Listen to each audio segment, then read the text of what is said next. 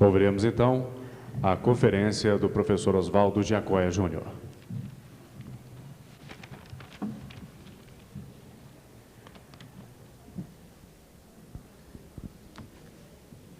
Inicialmente, eu gostaria de desejar uma boa noite a todos e também de expressar a minha profunda gratidão aos organizadores desse evento e dizer-lhes que me sinto profundamente honrado pelo convite que me foi feito, assim como também imensamente satisfeito pela oportunidade que me concedem de retornar a Belo Horizonte e poder rever amigos e amigas pelos quais eu nutro um profundo respeito e um grande carinho.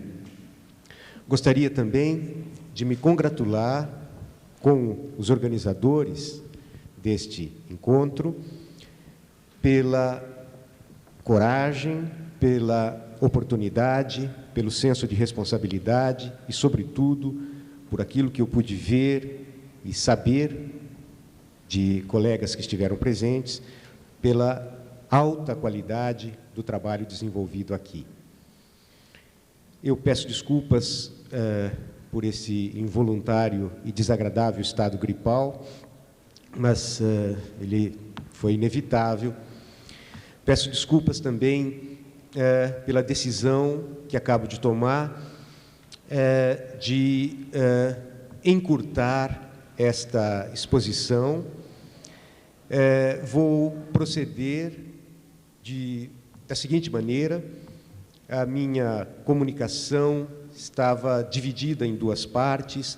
Na primeira delas, eu estabelecia um marco teórico, com base no qual, ou com referência no qual, eu, então, desenvolvia as minhas reflexões de atualidade sobre questões de interesse comum que nos reúnem nesse evento. Eu vou fazer um resumo deste quadro teórico inicial e, em seguida, passo à leitura da segunda parte do texto, de maneira que vou privá-los da disciplina do texto integral, reservando para ela apenas a segunda parte, mas, em compensação, eu também não extrapolarei e abusarei da paciência e da gentileza de vocês. O texto, na sua íntegra, está à disposição dos organizadores e eu terei imensa satisfação em responder a todos aqueles que eventualmente se interessarem por um aprofundamento qualquer de uma ou outra das questões que eu trabalhei aqui. Desde logo, eu também adianto que o meu e-mail estará à disposição para tanto com a organização do evento. Então, eu passo aquilo que seria a primeira parte da minha comunicação e que eu farei desprendido de uma leitura textual. Com base em algumas referências teóricas colhidas fundamentalmente em Michel Foucault e em Giorgio Agamben, eu pretendia, de início, caracterizar o que é que se entende por sociedade disciplinar, por biopoder e por biopolítica. E, a partir destes conceitos, disciplina, biopoder e biopolítica, eu tentaria, então, formular uma reflexão sobre algumas questões de atualidade que hoje nos reúnem nesse encontro. Para que eu possa fazer um breve resumo destas questões, eu vou me referir a um pequeno texto de Michel Foucault, que fornece para mim elementos de importância capital. Ao final da sua história da sexualidade, Foucault indica um campo de problematização que, em função da sua morte, infelizmente, teve que permanecer como um campo muito pouco explorado pela sua pesquisa. Esse campo é justamente o campo da biopolítica. Cito Foucault, na História da Sexualidade. Pela primeira vez na história, sem dúvida, o biológico se refletiu no político. O fato de viver não é mais esse subsolo inacessível que não emerge senão de tempos em tempos, no acaso da morte e da fatalidade. Ele passa para uma outra parte no campo de controle do saber e da intervenção do poder. Este, isto é, o poder, não se encarregará mais apenas de assuntos de direito, a respeito dos quais a derradeira contenda é a morte, mas se encarregará dos seres vivos, e a captura que ele poderá exercer sobre eles deverá se colocar ao nível da vida considerada nela mesma. É a tomada da vida a seu encargo, mais do que a ameaça da morte, que dá ao poder o seu acesso ao corpo. Se podemos denominar biohistória as pressões pelas quais os movimentos da vida e os processos da história interferem reciprocamente, seria necessário falar de biopolítica para designar o que faz ingressar a vida e os seus mecanismos no domínio dos cálculos explícitos e faz do poder saber um agente de transformação da vida humana. Não se trata de modo algum de que a vida tenha sido exaustivamente integrada às técnicas que a dominam e que a gerenciam. Sem cessar, a vida lhes escapa. Fora do mundo ocidental, a fome existe numa escala mais importante do que nunca, e os riscos biológicos enfrentados pela espécie são talvez maiores, mais graves, em todo caso, do que antes do nascimento da microbiologia. Entretanto, o que se poderia denominar o limiar da modernidade biológica de uma sociedade situa-se no momento em que a espécie ingressa como aposta no jogo das próprias estratégias políticas. Durante milênios, o homem permaneceu o que era para Aristóteles, um animal vivente e, além disso, capaz de uma existência política. O homem moderno é um animal em cuja política o que está em questão é a sua vida como ser vivente. Fim de citação de Foucault. Esse texto introduz, então, a ideia de uma biopolítica e a ideia de um biopoder que pode ser definido como uma espécie de extensão global do poder sobre toda a superfície do campo social, que vai do orgânico ao biológico, do corpo individual ao assim chamado corpo coletivo da população.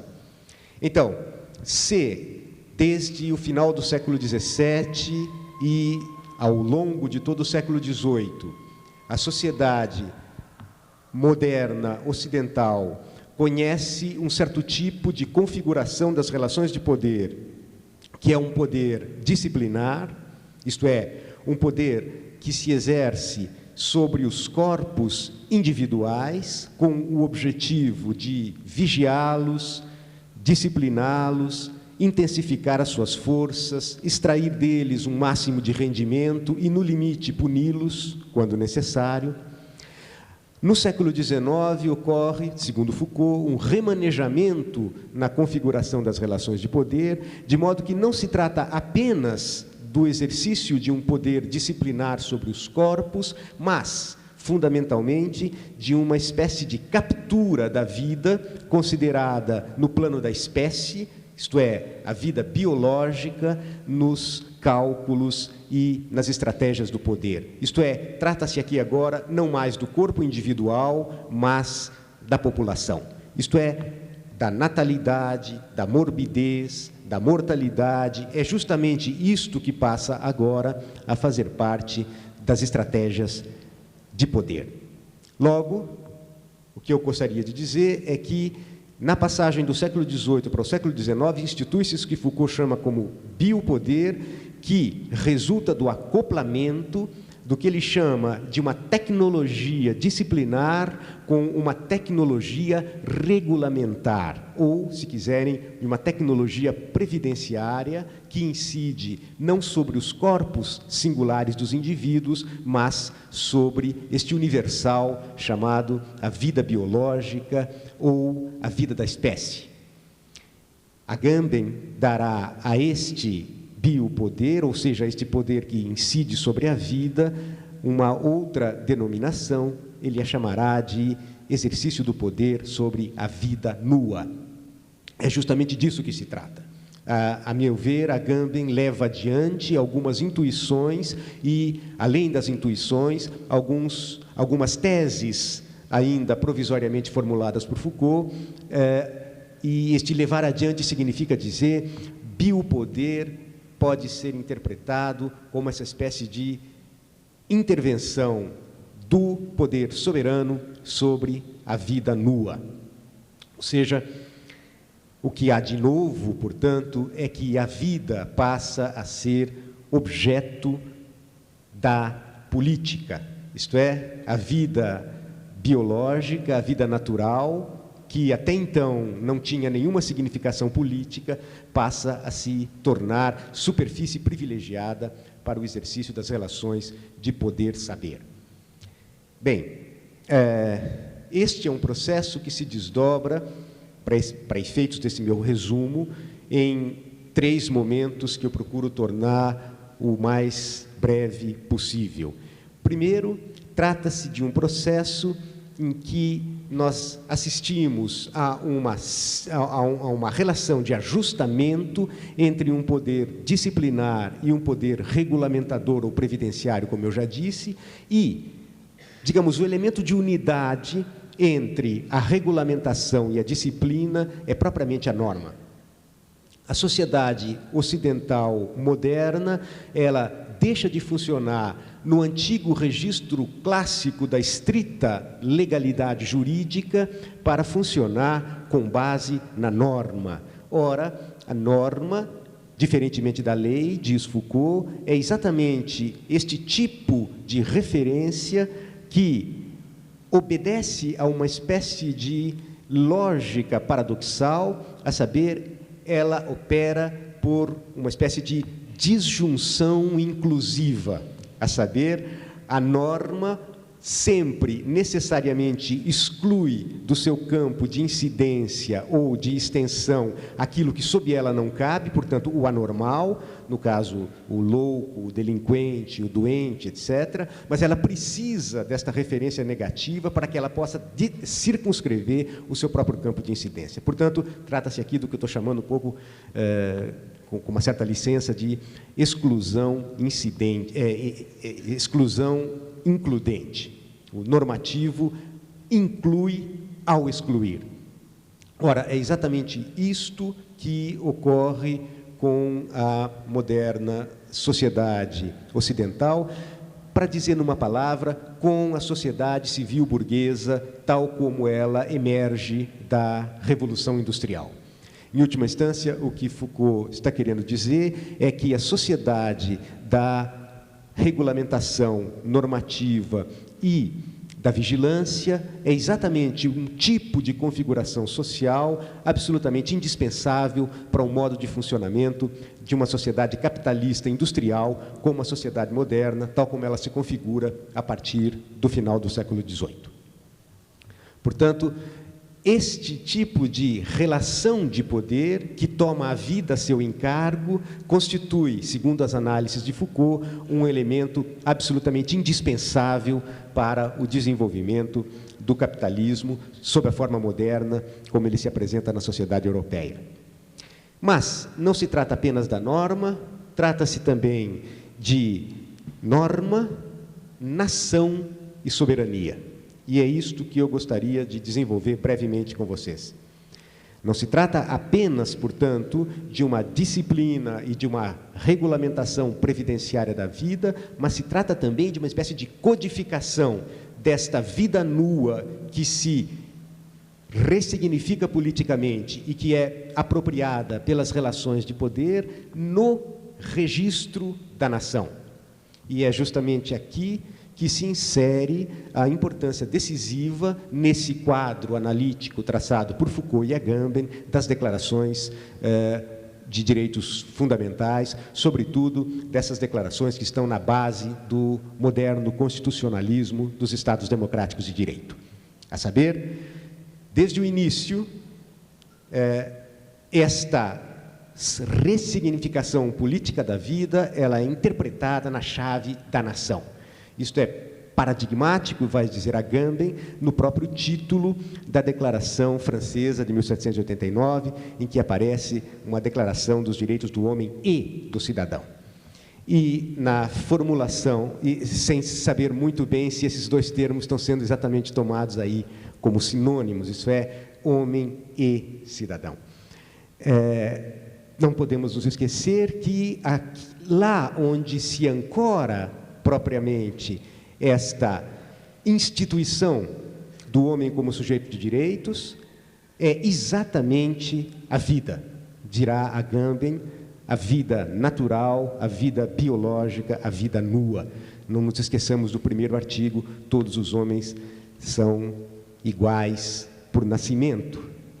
Todos os homens nascem iguais em direitos e nenhuma diferenciação é possível sob esse ponto de vista. É, portanto, o fato do nascimento que institui esta ideia e esta condição de sujeito de direito. E, ao mesmo tempo, essas declarações, não apenas a francesa, digamos, reportam a nação a autoridade máxima e o poder supremo. Todo poder emana aí, no caso, do povo, entendido como nação. Então, segundo termo do meu marco teórico, a ideia de nação. Terceiro, a ideia de soberania. Dizer que o que talvez marque o traço distintivo mais característico da sociedade capitalista moderna é este ingresso da vida nua no campo da política, sob a forma do biopoder e da biopolítica, é dizer, em outras palavras, que a vida acaba por ingressar no âmbito da decisão soberana. Ou seja, a vida politizada no registro do biopoder ingressa no âmbito da decisão soberana. Ora, como sabemos desde Carl Schmitt, pelo menos, a decisão soberana não é senão o direito de decidir sobre o estado de exceção. E decidir sobre o estado de exceção significa deixar viver e fazer morrer. Isto é, um direito de vida e de morte. Portanto, o elemento característico, digamos assim, desta nova configuração das relações de poder na sociedade capitalista a partir do final do século XVIII é exatamente esta captura, por assim dizer, da vida nua na esfera do poder e da decisão soberana. É verdade que o biopoder, de alguma maneira, reconfigura a antiga noção de sabedoria, de soberania. A noção clássica, antiga de soberania, era esta noção de fazer morrer e deixar viver. A partir do momento em que o poder passa a se encarregar da vida, esta noção, diz Foucault, se modifica, a saber, a decisão soberana não é mais aquela de fazer morrer e deixar viver, mas ela se inverte, isto é de fazer viver e deixar morrer. Justamente porque o que importa agora são os mecanismos de controle e vigilância do poder sobre a vida. Logo, portanto, fazer viver e deixar morrer. Porém, o que eu gostaria de observar aqui é que, ainda que a antiga noção de soberania tenha sido modificada pela noção moderna de soberania, isto não significa que ela tenha sido suprimida ou deposta pela noção moderna de soberania, mas, ao contrário, o que ocorre aqui é um ajustamento dos modelos de soberania e o antigo direito de vida e morte permanece subsistente. Esse ponto, para mim, é absolutamente fundamental e eu o coloco com referência às análises tanto do Agamben quanto do Foucault. Então, não é que a soberania tenha simplesmente desaparecido, mas ela muda de registro e passa a se configurar como um acoplamento entre a antiga soberania da lei e agora a soberania da norma. Ora, a minha sugestão é que leiamos o fenômeno prisional precisamente no marco desses registros teóricos. A hipótese de Foucault é que a prisão, desde sempre, se insere exatamente neste conjunto de tarefas da biopolítica, a saber, a tarefa normatizadora, portanto, essa tarefa reeducativa, essa tarefa de repor o indivíduo no circuito do normal. Exatamente a mesma tarefa que se poderia traçar para a escola, para o hospital, para o manicômio, etc. E, no entanto, a prisão fracassa desde o início da sua inserção neste projeto. E o problema é justamente a saber como é possível explicar esse paradoxo, que, ao mesmo tempo, este fracasso seja registrado e que a prisão se apresente como a única alternativa em matéria penal. Como é possível que este fracasso retumbante conviva com a sua retomada incessante ao longo de toda a história do Ocidente? E a hipótese de Foucault é justamente que existe uma função positiva da prisão, mesmo do fracasso da prisão, no mundo ocidental, exatamente em função do seu enquadramento no sistema de partilha, de inclusão excludente que caracteriza um sistema normativo. A saber, a prisão é, por um lado, o paradigma de uma sociedade de vigilância, porque ela permite uma vigilância integral e que fornece, por conseguinte, um modelo para vigilância na escola, na caserna, na fábrica, no manicômio, na família.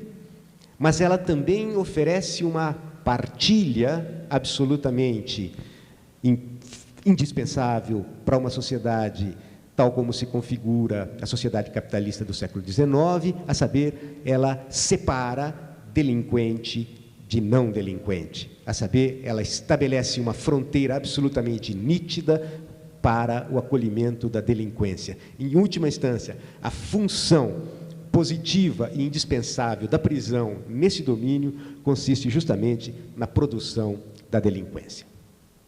Bom, este é, em brevíssimas palavras, o marco que eu gostaria de estabelecer para poder enquadrar as questões mais atuais que eu gostaria de discutir com vocês. Infelizmente não será possível por causa da limitação do tempo, mas pelo menos apresentar a vocês essas questões que são uma espécie de trabalho em progresso, elas estão muito longe de ter um acabamento, elas correspondem a inquietações que eu teria muito gosto em partilhar com vocês. Deixo, portanto, a seguinte indicação. Estes marcos que eu procurei traçar, eles visam indicar a hipótese que, doravante, eu pretendo desenvolver de modo mais disciplinado. A saber, existe uma espécie de conexão entre estes três elementos que, com base em Foucault e Agamben, eu acabo de indicar. A saber, o surgimento do Estado-nação, a configuração moderna da sabedoria da soberania, que é característica do poder, ao mesmo tempo, regulamentar e disciplinar, e, em terceiro lugar, o surgimento histórico das declarações de direitos. Ou seja, estes três fenômenos pertencem à mesma constelação histórica.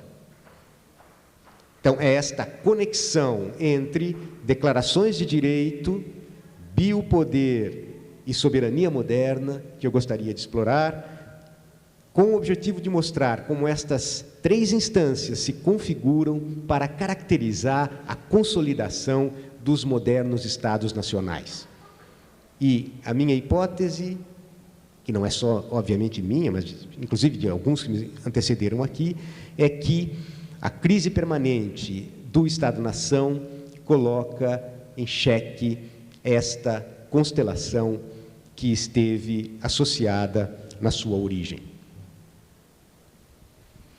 Bem, agora me permitam um pouco de disciplina de texto. Tomando com base os marcos teóricos que acabam de ser traçados, gostaria de sublinhar dois aspectos que considero da máxima relevância. Em primeiro lugar, o surgimento dos direitos humanos e das garantias fundamentais, assegurada nas declarações de direitos, é estritamente contemporâneo da gestão política da vida natural, desse investimento do poder sobre a vida nua. Os dois fenômenos podem ser considerados, pois, como se ambos constituíssem o verso e o reverso, ou as duas faces da mesma moeda. Essas duas faces podem ser compreendidas como dois polos indefectíveis na relação poder-saber. De um lado, o polo do exercício do poder e, de outro, o da resistência que a ele se opõe. Em segundo lugar, cumpre observar que esses dois processos estão igualmente ligados, do ponto de vista histórico, à configuração do tipo de soberania consolidada no Estado moderno. Desse modo, tanto as modernas declarações de direito como o biopoder formam um corpo com a noção moderna de soberania nacional. Não se inclui em meus propósitos aqui, de modo algum, questionar a importância fundamental das declarações de direito como garantia das liberdades públicas, a sua função histórica de emancipação e resistência ao arbítrio e à tirania. Pretendo apenas sugerir uma conexão entre esses três termos, a soberania dos modernos Estados nacionais, os direitos humanos e a biopolítica. Se é inegável que, sobretudo como efeito da Segunda Guerra Mundial, multiplicam-se as convenções e declarações de direitos humanos no âmbito das organizações supranacionais, obliterando o vínculo entre direitos humanos e Estado-nação, nem por isso é menos certo que a conexão acima sugerida é historicamente inegável. Ora, a figura de soberania que vemos surgir com o poder normatizador e biopolítico, tal como a caracteriza Foucault, não suprimiu, mas se acoplou ao velho direito de soberania. Este, por sua vez, implica sempre na prerrogativa de decidir sobre o exercício do estado de exceção e, assim, ainda, de algum modo, em fazer morrer e deixar viver. É por essa razão que, depois dos trabalhos de Foucault, Agamben e outros, não se pode mais passar ao largo da imbricação entre a democracia moderna e a relevância política da vida natural para os investimentos do biopoder. Cito Agamben: somente se compreendemos esta essencial função histórica das declarações de direitos, é possível também entender seu desenvolvimento e suas metamorfoses no nosso século XX. Quando, após as convulsões do sistema geopolítico da Europa, que se seguiram à Primeira Guerra Mundial, o resíduo removido entre nascimento e nação emerge como tal à luz, e o Estado-nação entra em uma crise duradoura, surgem então o fascismo e o nazismo, dois movimentos biopolíticos em sentido próprio, que fazem, portanto, da vida natural o local por excelência da decisão soberana. Agamben tem aqui em vista, manifestamente, os campos de concentração e o totalitarismo político, como lote privilegiados de manifestação massiva desta vinculação histórica entre a figura de soberania do moderno Estado-nação e a biopolítica. A esse respeito, pode-se dizer que o trabalho de Agamben, como disse há pouco, prolonga as intuições e mesmo algumas hipóteses de Foucault que parcialmente foram desenvolvidas sobre biopolítica e biopoder. Eu cito um curso de Foucault no Collège de France, onde ele afirma o seguinte: afinal de contas, o nazismo é, de fato, isso é uma citação de Foucault, o desenvolvimento até o paroxismo dos mecanismos de poder novos que haviam sido introduzidos desde o século XVIII. Não há Estado mais disciplinar, claro, do que o regime nazista.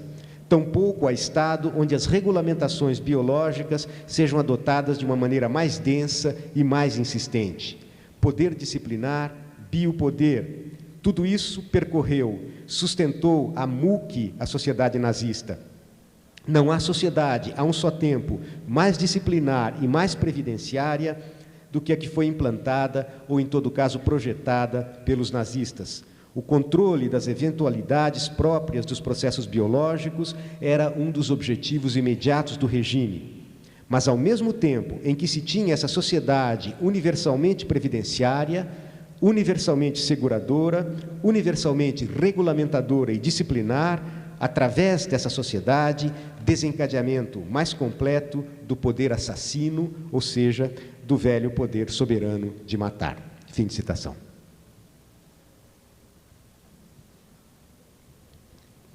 Talvez seja justamente em razão daquele vínculo histórico acima indicado que Hannah Arendt já havia sugerido que a crise dos direitos humanos coincide com o declínio do Estado-nação. Ora, com a crise permanente do Estado-nação, ao longo do século XX, tornou-se possível o aparecimento, em sua rude crueza, daquela face ominosa da biopolítica.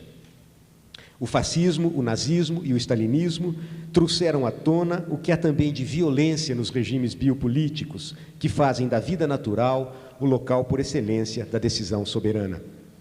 Até esse momento, cuidei de preparar as bases para a formulação de uma hipótese que considero de suma importância para a reflexão sobre a temática que hoje nos reúne.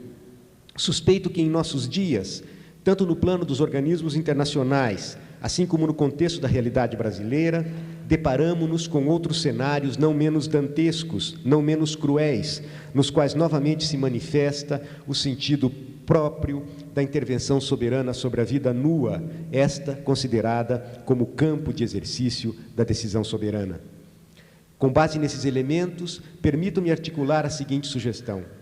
Se é verdade que as declarações de direitos e garantias fundamentais do constitucionalismo moderno surgem simultaneamente com o grande empreendimento de normatização, regulamentação e disciplina da sociedade ocidental, se esse movimento é caracterizado por um enredamento da vida natural, da vida nua, no domínio próprio da política, ou seja, pela tomada em consideração da vida individual e coletiva nos cálculos explícitos do poder soberano, se o que Foucault denominou de biopolítica pode ser compreendido também por um tipo de governo que toma a seu cargo a vida dos indivíduos e das populações, no sentido de uma gestão planificada e de uma intensificação de suas forças, então também o discurso libertário das declarações de direitos humanos compõe esse mesmo universo histórico, integra a mesma constelação e toma parte no mesmo processo caracterizado com o surgimento da biopolítica e pela forma histórica de soberania do Estado-nação,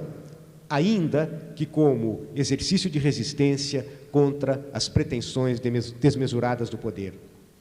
E aqui me permito recorrer mais uma vez a uma citação de Foucault, indispensável para os meus propósitos. Cito: parece-me que um dos fenômenos fundamentais do século XIX foi e é o que se poderia denominar a assunção da vida pelo poder.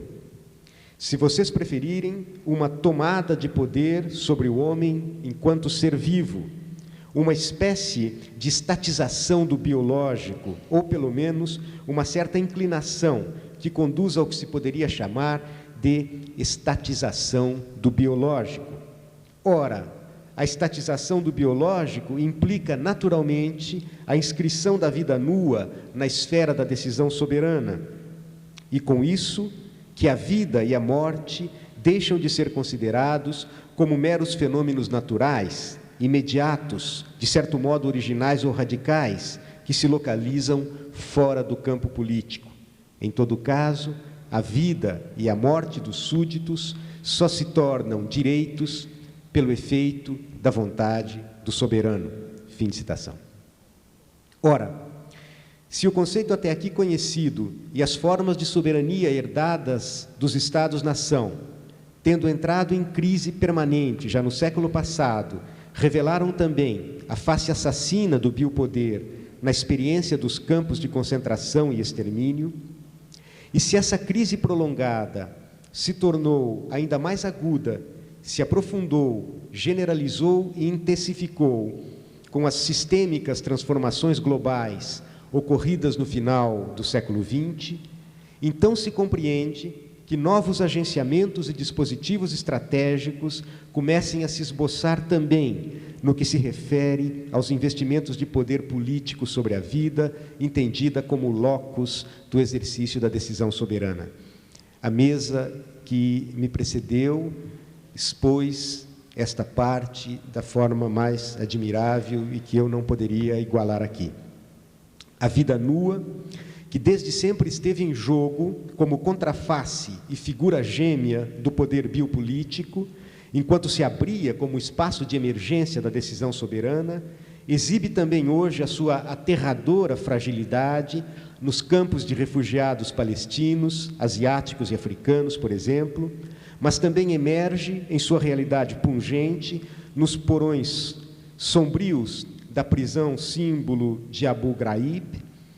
É o fenômeno da vida nua que se expõe também nos macabros depósitos de corpos humanos confinados em presídios brasileiros, trazendo à memória que a materialidade do poder sobre os corpos dos indivíduos e das populações simplesmente sempre esteve aí, mesmo nas origens do moderno Estado democrático de direito. Pois, como escreve Foucault, cito, durante séculos o Estado foi uma das formas de governo humano as mais notáveis, uma das mais temíveis também. Basta observar a racionalidade do Estado nascente e ver qual foi o primeiro projeto de polícia para se dar conta que, desde o princípio, o Estado foi ao mesmo tempo individualizante e totalitário. Opor-lhe o indivíduo e seus interesses é tão problemático quanto lhe opor a comunidade e as suas exigências. Fim de citação. Desse modo, o processo de agonia do moderno Estado Nacional talvez possa ser indiciada, de forma macabra, pelo recrudescimento do terrorismo internacional, que foi capaz de rasgar na face do poder imperial uma cicatriz monstruosa, devastando, com o ímpeto de uma violência inaudita, os seus ícones maiores e mais venerados, protagonizando uma forma macabra de retomada do poder de deixar viver e fazer morrer, ou seja, da decisão soberana sobre a vida nua. De modo análogo e em sincronia com o processo global, também no obscuro subsolo dos presídios e dos reformatórios brasileiros, afirma-se um novo afrontamento que tem por objeto a decisão soberana e a vida nua, a corroborar a impressão que talvez tenha que permanecer por algum tempo ainda como um pressentimento e uma intuição velada, de que talvez sejamos nós as primeiras testemunhas de um remanejamento em grande escala nas formas tradicionais do poder e da soberania. Refiro-me agora às recentes rebeliões em cárceres, casas correcionais e presídios vários que proliferam em diferentes estados brasileiros. Desde o episódio conhecido como massacre da Casa de Detenção do Carandiru, até as sublevações incessantemente retomadas nas FEBEMs em São Paulo, mas principalmente as mutilações bárbaras e a hedionda carnificina que foram praticadas na penitenciária de Porto Velho, em Rondônia e no estado do Rio de Janeiro. Seus autores se organizam a partir de comandos com extensas ramificações extracarcerárias, cujas malhas dão suporte a ações coordenadas, com amplo alcance territorial, e que, em virtude de sua sólida ligação com o crime organizado e com o tráfico internacional de armas e drogas, ultrapassam largamente os limites de uma única nação. Eu fico muito feliz pela Fernanda ter, antes de mim, tocado nesse ponto, como um dos conectores que nós vemos despontar neste estado de agonia do moderno Estado Nacional Soberano.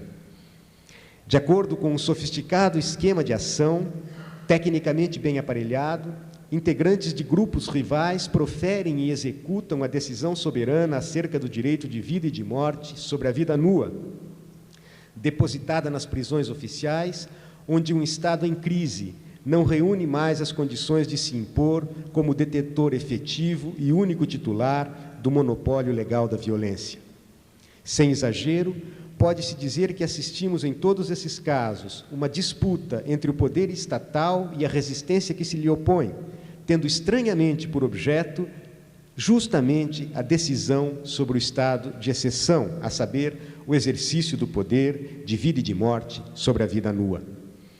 E se, como observara Michel Foucault, a violência ao mesmo tempo individualizante e totalitária sobre a vida nua, é congênita ao surgimento da moderna racionalidade estatal, talvez a novidade desses fenômenos consista em que hoje se contesta de modo eficaz à soberania oficial dessa forma de racionalidade, o direito de decidir sobre o estado de exceção.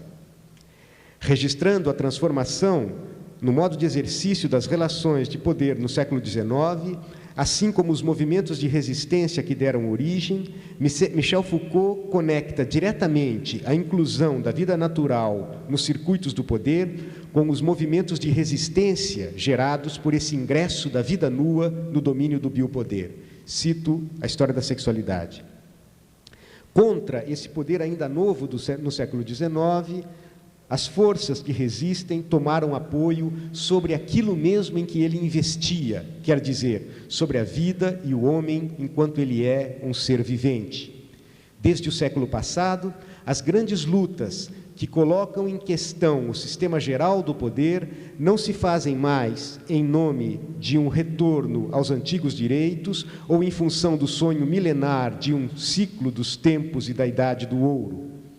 É a vida entendida como necessidades fundamentais, essência concreta do homem, realização de suas virtualidades, que é tomada literalmente e retornada contra o sistema que empreendia controlá-la. Fim de citação.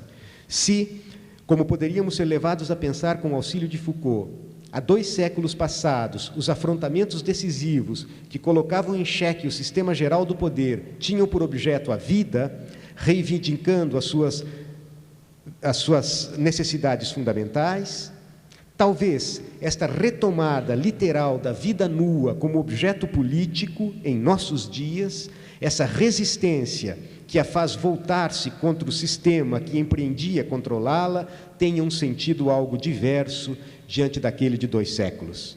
Assim, talvez estejamos imersos numa crise muito mais radical e profunda do que aquelas que outrora foram enfrentadas com projetos de reforma dos institutos correcionais, com a racionalização e a gestão otimizada do sistema carcerário, pautada pelo respeito aos direitos humanos e garantias fundamentais da Constituição. Consternados, verificamos aqui uma repetição sinistra daquilo que sempre ocorreu em termos das relações entre poder e resistência. É sobre o mesmo elemento de apoio que a força de ambos se exercem, de modo que a resistência ao poder oficial sempre toma por base de suas ações estratégicas o mesmo campo em que as técnicas de poder intentam controlá-la, a vida nua em sua significação política. O que gostaria de sugerir é que, no eterno confronto entre poder e resistência, e no peculiar espaço social de manifestação dos efeitos do poder soberano, ou seja, no espaço cerrado e normatizado dos presídios, em que se delimita a rígida fronteira entre criminosos e inocentes, normais e delinquentes, isto é, nesse palco, por excelência, de exibição triunfante do monopólio da violência legal, é nele que se encena, de modo aterrador e ostensivo, o réquiem patético da soberania do Estado-nação. É a partir dele que se impugna ao Estado-nação, de modo explícito e ruidoso, a tradicional prerrogativa de decidir sobre o estado de exceção. O espetáculo que se desenrola nos morros, nas favelas, mas também no coração das metrópoles de um país periférico do capitalismo mundial, aquilo que se passa em seus presídios e institutos correcionais é que a delinquência reivindica para si, com a violência bruta própria das forças bárbaras, a insígnia e o capital simbólico mais característico da decisão soberana, o direito de morte sobre a vida nua, num exercício pirotécnico do poder desmesurado de deixar viver e de fazer morrer. É certo que, muitas vezes, nossa consternação diante da brutalidade dos fatos nos mantém como que enfeitiçados por uma ótica moralista que se compraz em criticar obstinadamente as insuficiências econômicas, a ineficácia crônica das políticas sociais, assistenciais, previdenciárias e de segurança pública, das quais se deveria incumbir o Estado brasileiro, ou se obstina em exigir um sistema penal mais duro e implacável. Talvez o que esteja ganhando formas de contornos em todos esses episódios seja a dramática perempção de um modelo de soberania que é contrastado e contradito precisamente em seu fulcro, a decisão soberana sobre o estado de exceção. Que novas figuras de soberania se insinuam nesses limiares de transformação que lentamente nos separam das referências tradicionais e plenamente reconhecíveis nas quais ancorávamos a nossa identidade cultural? Quais são os novos rumos do poder soberano? Num dos seus últimos livros, A Constelação Pós-Nacional, com certeza tendo em vista um panorama e uma problemática inteiramente diversas, a saber, o ultrapassamento dos limites políticos determinados pelos antigos Estados-nação, Habermas formula uma observação que para os nossos propósitos é de imensa relevância.